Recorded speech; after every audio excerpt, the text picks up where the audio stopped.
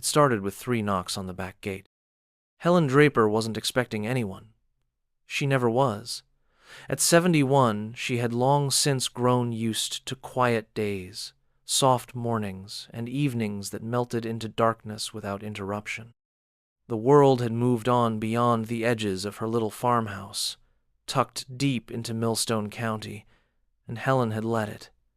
She had her routines, her chickens, her books, and her memories. It was enough. She had been kneeling in the damp soil that morning, coaxing new life out of an old tomato patch when she heard it.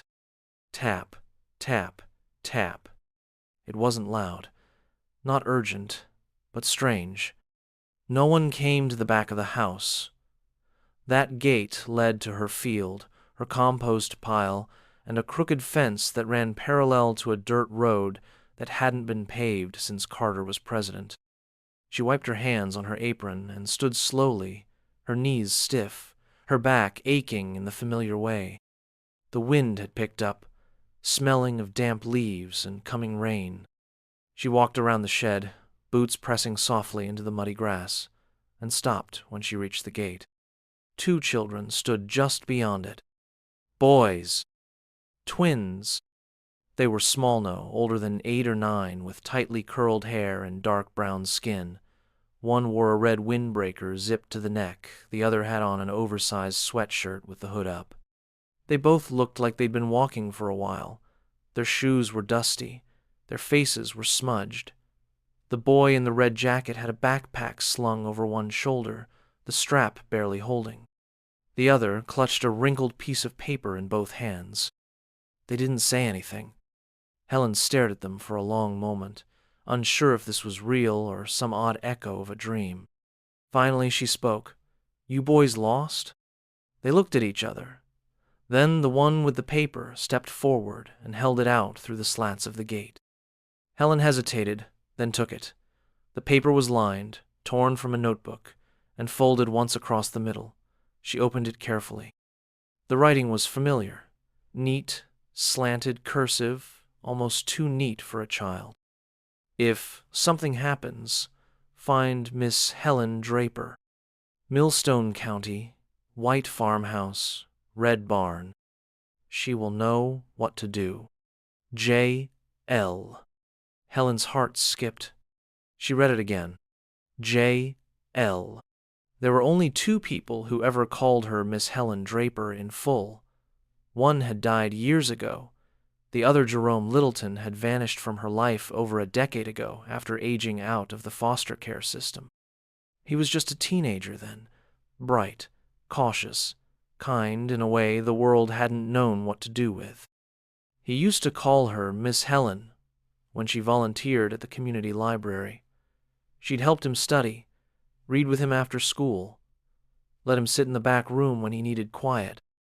She hadn't heard from him in 12 years. "Where are your parents?"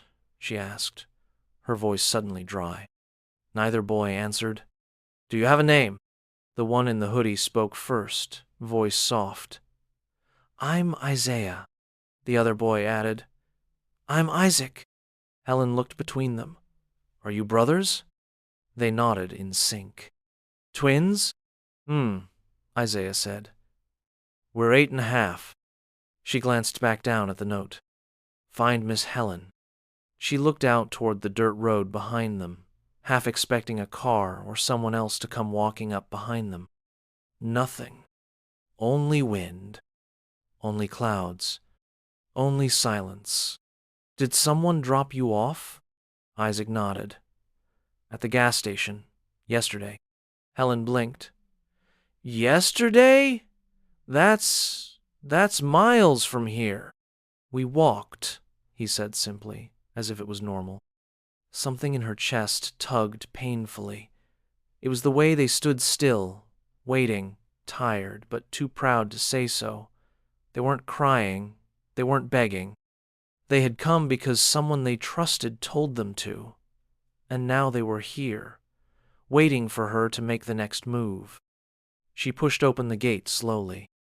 "Well," she said, "I suppose you better come inside before the rain starts." They stepped in as if they'd done it 100 times before. Helen led them up the back steps and into the kitchen. It was small, warm, a bit dusty. A kettle hissed softly on the stove. The smell of rosemary and old wood filled the space. She motioned toward the table. "Sit." They obeyed, sliding into the chairs side by side.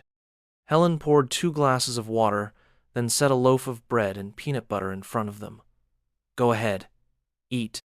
They did, carefully, politely. No crumbs, no noise. She sat across from them, watching. "Are you in trouble?" Isaiah looked at Isaac. Isaac hesitated, then shrugged. "Not yet." Helen sighed and rubbed her temple. "You know, that's not the most comforting answer you could have given me." "We're not supposed to tell," Isaiah murmured. Helen leaned forward. "Tell what?" "They said if we told too soon, someone might find us." "Who said?" They didn't answer. Helen stood up and paced toward the window. Her mind raced. This wasn't just an abandoned children's story. This wasn't a lost on the way to Grandma's house story. This was planned, thought out. Jerome knew something. And now these Boishi's brothers, his sons, were in her kitchen. She turned back to them. "Do you know where Jerome is?" Isaiah's jaw clenched. His lip trembled. Isaac whispered, "He's gone." Helen's breath caught. "Gone? Like missing?" "No," Isaac said. "Gone like he's not coming back." The kitchen fell into silence. Helen walked over and gently placed a hand on the boy's shoulder. He didn't flinch. He leaned slightly into the warmth, as if he hadn't been touched kindly in days. "All right," she said softly. "You can stay here tonight. We'll figure the rest out tomorrow." Isaiah looked up at her. "You're not going to send us away?" "No, baby," she said. "I don't send children away." Isaac blinked fast. "Even if bad people come?" Helen's voice sharpened. "If bad people come, they'll find out they knocked on the wrong damn door." The boys looked at each other, and for the first time, just barely, they smiled.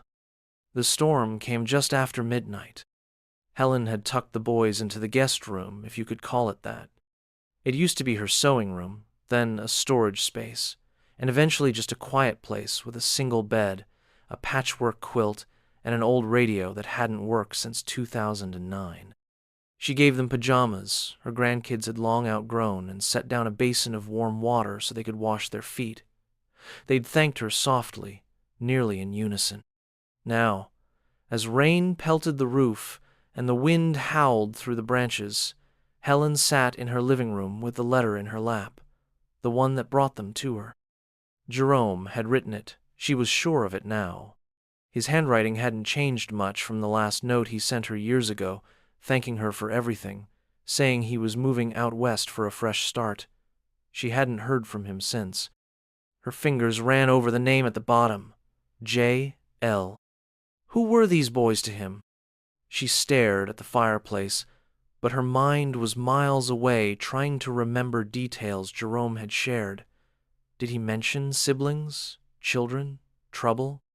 She never thought he was the kind of person to get caught up in something dangerous, but sometimes danger found the good ones first. A knock startled her. Not loud, not frantic, but clear. 3 short knocks. At the front door. She stood slowly, her heart suddenly too big in her chest.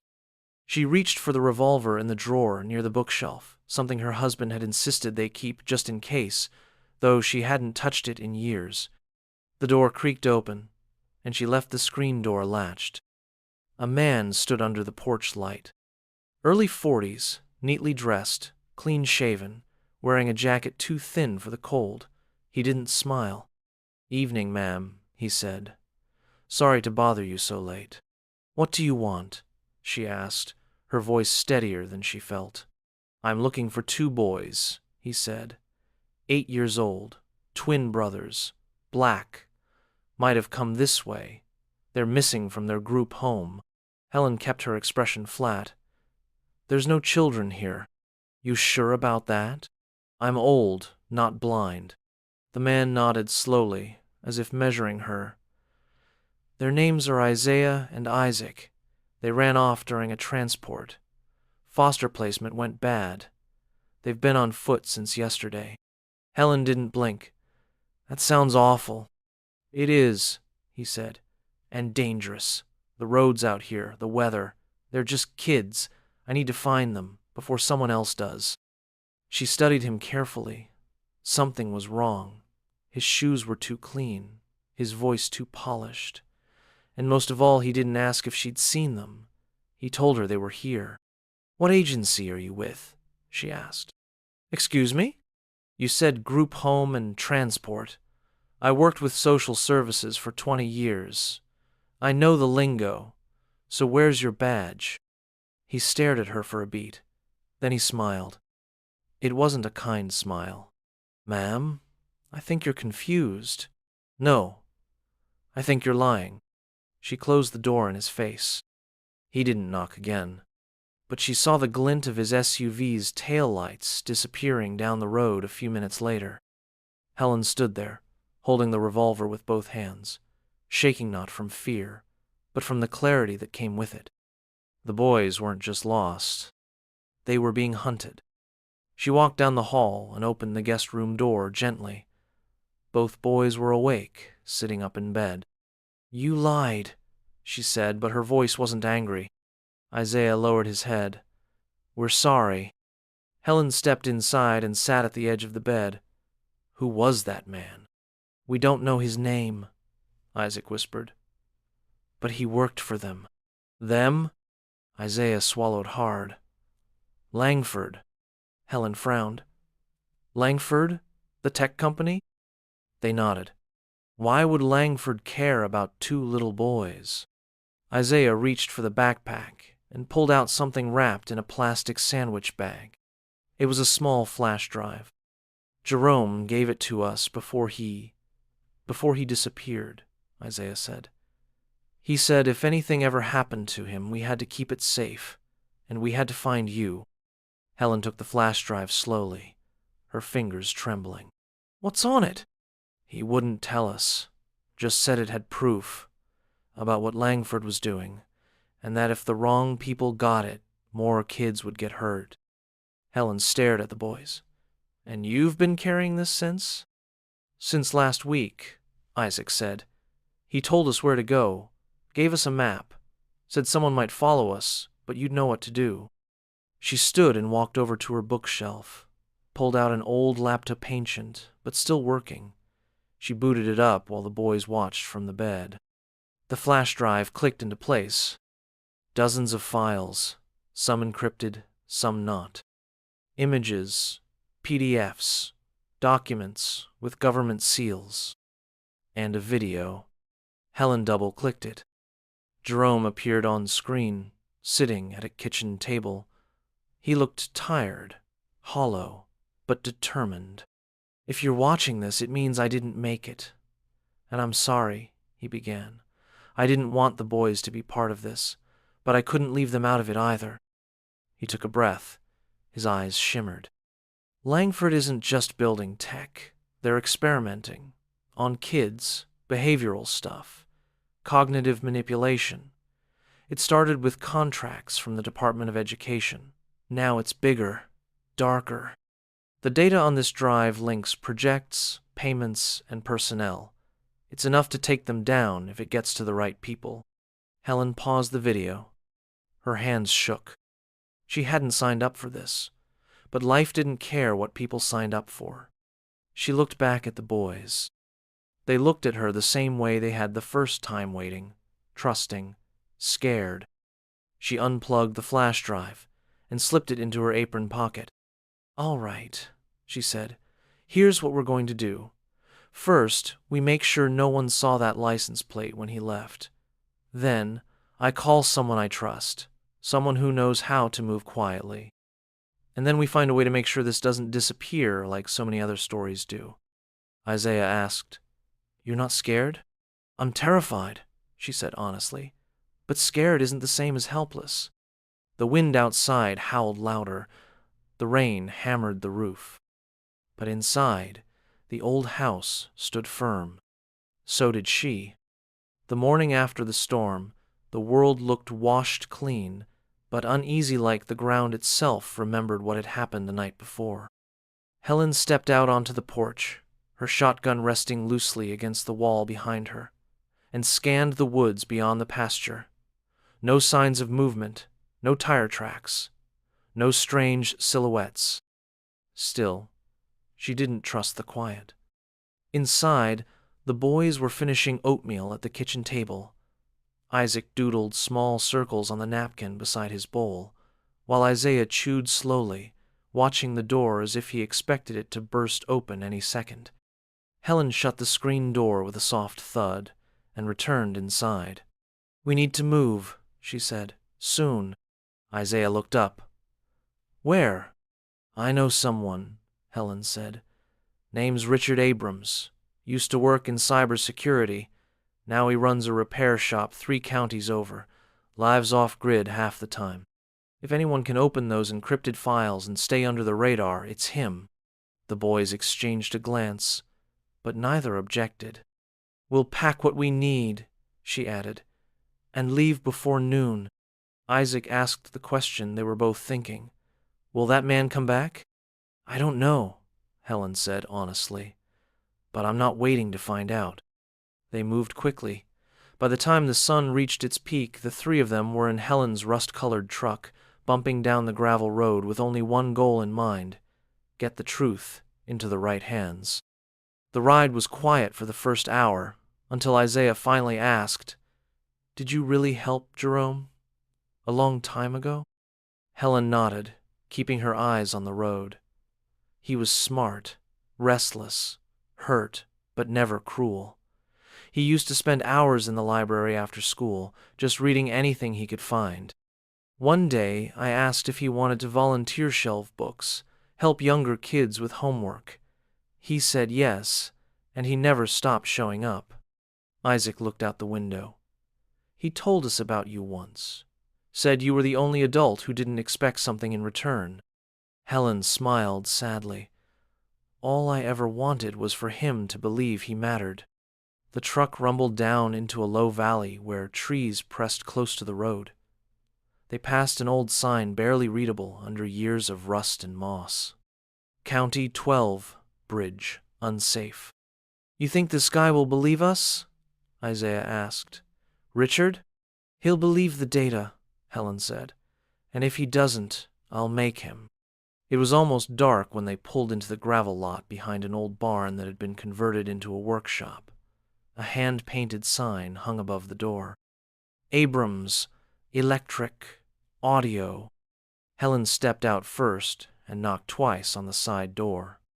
The man who answered looked like someone out of time-gray beard, suspenders, and eyes like chipped stone. He blinked, then gave a low grunt. "Well, I'll be damned," he muttered. "Helen Draper, you owe me a pie." "I'll bake it tomorrow," she replied. "Today, I need you to save 2 kids and bring down $1 billion company." He raised one eyebrow. "So, just a normal Thursday?" She smiled, but only briefly. Inside, the shop was a labyrinth of wires, parts, and humming servers. The boys stayed close as Helen handed over the flash drive.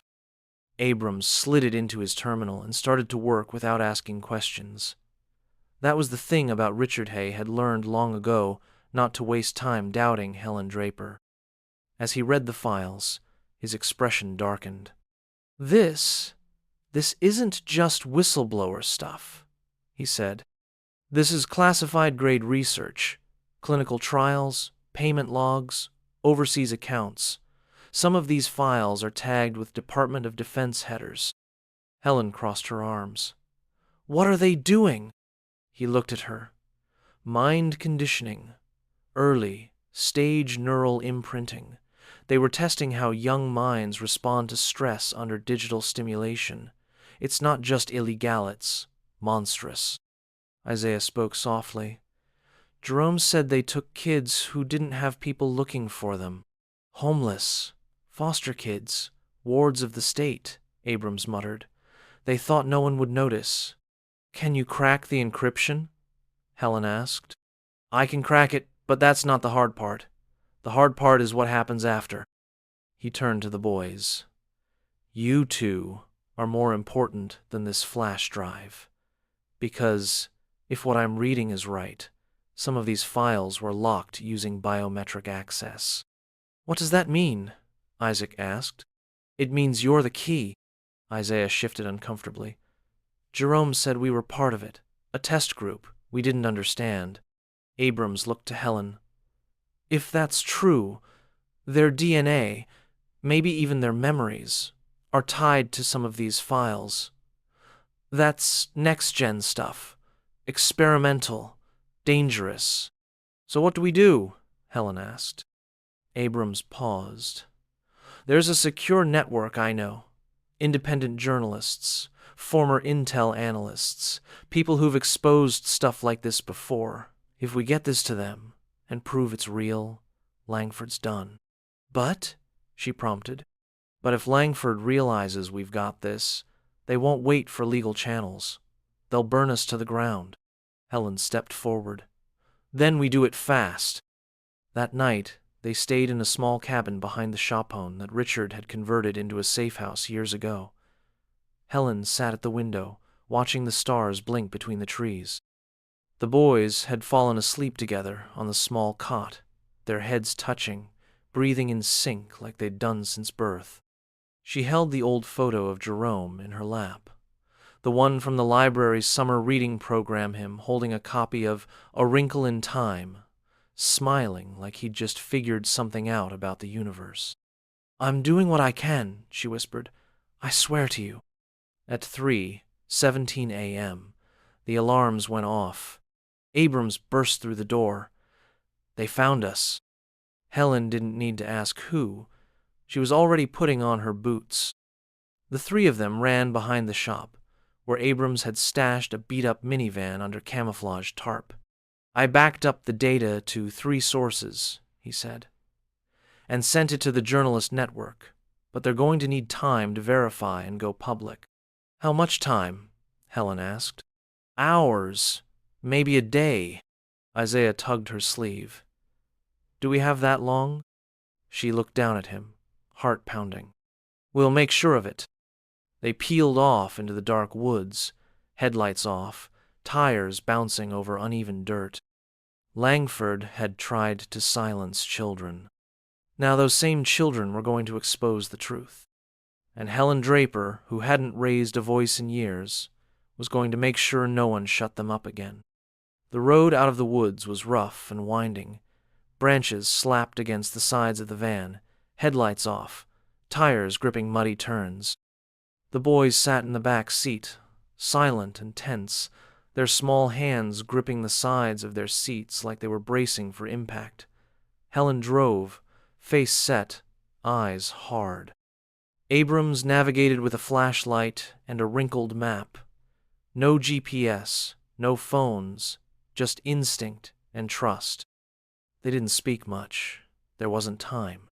Behind them, in the trees, black SUVs were tearing up the dirt trails one by one.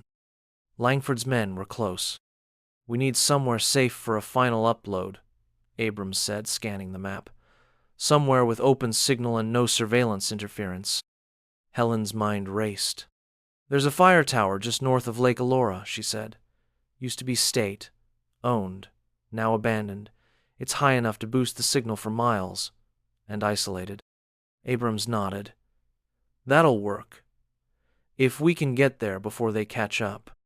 The boys didn't ask questions. They knew what was at stake. By dawn, the sky had turned to pale gold, clouds stretching thin over the treetops. Helen's truck rumbled up the last incline before the tower. It loomed above them, rusted and skeletal, but still standing. Stairs curled up the outside like a ribbon of steel. This is it, Abrams said. We send it from here. It's gone. Out of their reach. They all climbed, breathless and fast. Helen gripped the railings tightly. Her knees ached. Her chest burned, but she pushed forward. Halfway up, she heard the distant sound of engines closer now, maybe 10 minutes behind. By the time they reached the top, the wind was strong and cold. The tower platform shook under their feet, and the radio gear inside was barely holding together. But it had power. A solar battery still hummed to life when Abrams plugged in his terminal. The boys sat near the wall, knees tucked in, watching. Helen crouched beside them. "You've been so brave," Isaiah whispered. "Are we gonna make it?" She looked him in the eye. "Yes, because we don't run from the truth." Abrams connected the final encryption keys. "They're using your biometric signatures to unlock the last layer," he told the boys. "Just look into the scanner one at a time." They did. Quiet. Without fear. Then the screen flashed green. Access granted. Uploading. Suddenly, the sound of tires, footsteps on metal, voices shouting below. "They're here," Helen said, standing up fast. Abrams grabbed his bag and hit send. "We need 3 minutes for full broadcast," he shouted. Helen stepped out onto the outer deck of the tower and saw them 3 black SUVs, men with radios and weapons fanning out. "Go!" one of them shouted. "They're up top." She didn't think. She moved. Down the stairs, fast as her body would allow. She wasn't going to shoot anyone. She wasn't there to kill. She just had to stall. As the first man reached the stairs, Helen stepped out in front of him. He froze. "Ma'am, move." She held the revolver low, not pointing, but visible. "They're kids!" she shouted. "You really gonna hurt children to save your boss's secret?" The man didn't answer. Another stepped up behind him. "You think anyone's gonna believe you?" he sneered. "This'll never go public." "Oh," Helen said, backing up slowly. "I think it already is." From the top of the tower, a faint chime rang out, "Upload complete." And then Abrams' voice from above. "Check the news." The man's radio crackled. A voice. "Sir, we've got a problem. It's live. It's everywhere." The first man swore under his breath. Another agent turned to him. "What do we do?" The leader hesitated. Then he turned back to Helen. "You're lucky this time," he said. "This isn't over." Helen didn't flinch. "It is for you."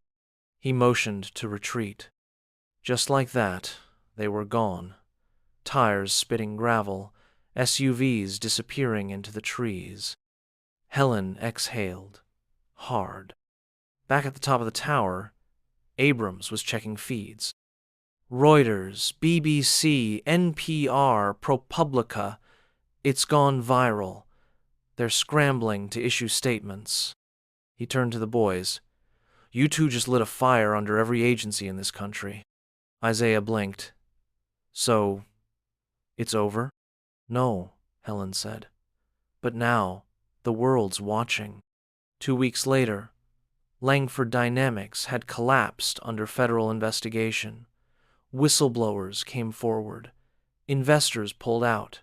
Families stepped forward to sue. Several top officials resigned. The story was everywhere. But Isaiah and Isaac were not. They had been placed with a protective foster program under new identities, kept far from public view for their safety. Helen had said goodbye quietly in a small airport 2 towns over. No cameras, no goodbyes, just a long hug, a tearful smile, and the words, "You'll always have a home with me, no matter what name you carry." They nodded, and they left. Spring came early that year. The garden outside Helen's house bloomed brighter than usual. She was pruning the roses one morning when the mail arrived. Among the usual envelopes was a postcard. It had no return address, just a photo of a lighthouse. On the back, "We're okay. We're safe. Thank you for everything." She smiled, folded it, and pinned it to the kitchen wall beside an old library photo of Jerome. Sometimes, family is not the one you're born into. Sometimes, it's the one that finds you right when you're needed most.